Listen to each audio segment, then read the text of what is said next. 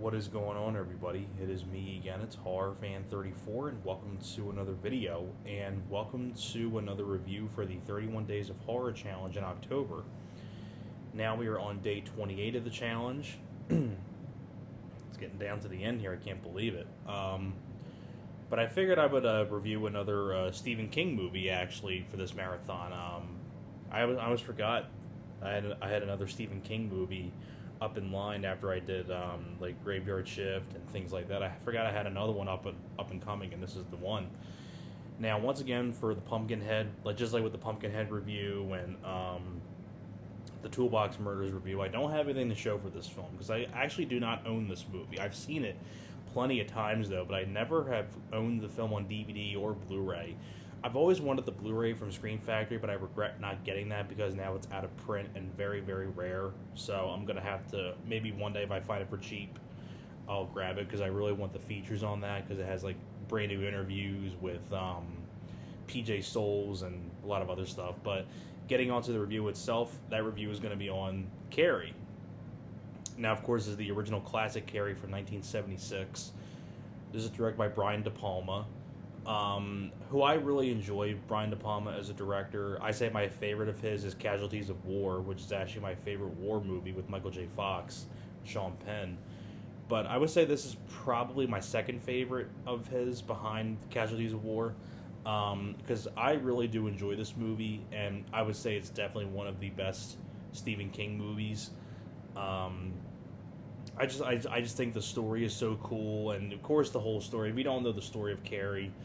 You have this girl Carrie being picked on, played by Sissy Spacek, and she comes to find out that she has telekinesis. She can use telekinetic powers and move things with her mind, and she has this overbearing religious mother, played by Piper Laurie, and of course you have the evil girl Chris and her boyfriend, which is actually John Travolta in his first ever film debut that he was ever in.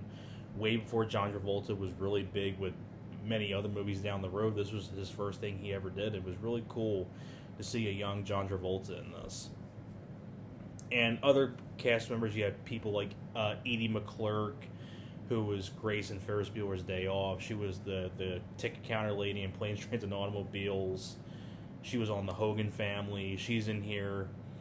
You also have PJ Souls in here from the original Halloween. You have a good cast, and you have Sissy Spacek, Piper Laurie, you got John Travolta, you have PJ Souls, you have Edie McClurg. You also have, what's her name? Betty Buckley. That's who it was. Betty Buckley's in this, who went on to be in Split with M. Night Shyamalan and The Happening. I know what you're doing. Are you eyeballing my lemon? Like the old lady in The Happening, and she went on to be in Split as the psychiatrist. She's in here too. I always forgot Betty Buckley was in this. So you have a really good cast of people. You have a very competent director in Brian De Palma. And what really makes this film work, first off, is the cast. First off, the highlight of the film for me personally is Sissy Spacek as Carrie. It was a very sympathetic character. You really feel sorry for Sissy Spacek. You also have William Katt in here as her prom date. That gets the bucket dropped on his head, pretty much. So I forgot William Katt was in here. So, like I said, you have a really good cast of people in this.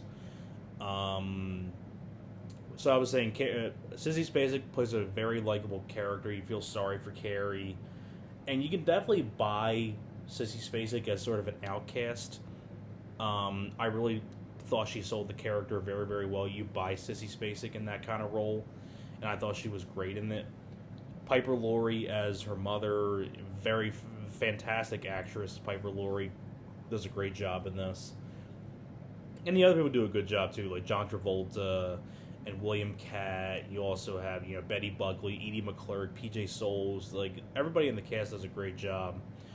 And one other thing that really stands out for me about this movie is the prom scene, which, in comparison to the remake, when I first saw the remake, I didn't really mind it that much for what it was. But now that I watch it now, I just I'd rather just go watch the original.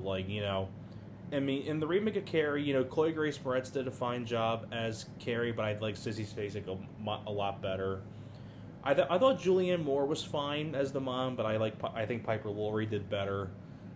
I, I didn't really care for like the boyfriend and the girl Chris in the remake. I think I prefer John Travolta as the boyfriend and things like that. I much prefer them.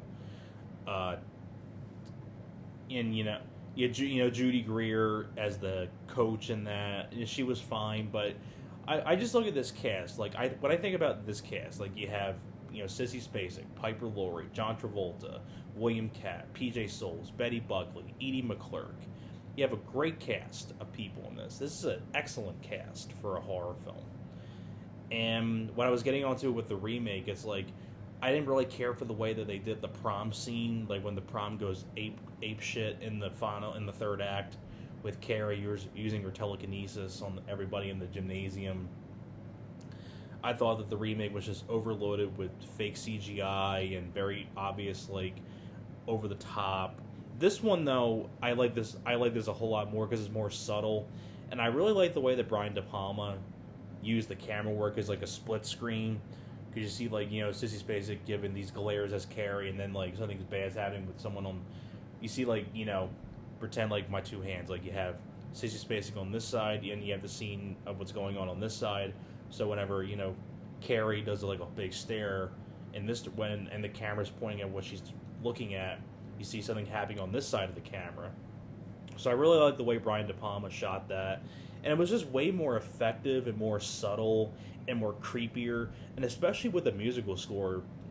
I don't know who did the musical score for the film, but the musical score in this is so creepy, especially during the prom scene when like you have that screeching sound in the background and things like that. I just think it was a much more well done prom scene than the remake because this one was all practical, and there was no such thing as CGI back in the 70s.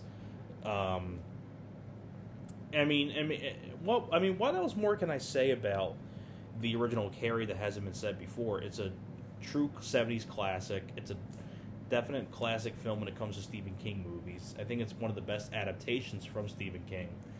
I think the cast does a great job. I thought the direction was spot on. You have an excellent musical score.